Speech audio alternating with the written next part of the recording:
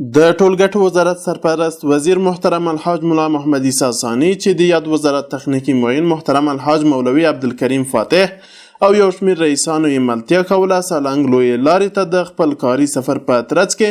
پنجشنبه د شپې ناوخته د یادې لویې لارې د جنوبي او شمالي سالنګ ټول پلازا محصول د راټولونې بهیر څخه له نږدې لیدنه وکړه. بخار الله پانا پلیت موتر تا مدار نظامیز بگی مادر شبکه مادر خارجی 2003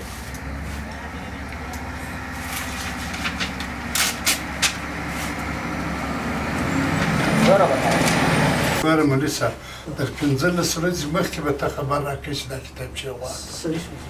څو ورځې مخکې 15 ورځې هلته وایي دایري کارونه د هغه ختمېږي او ډېر یاد کړه چې ډېر چاپ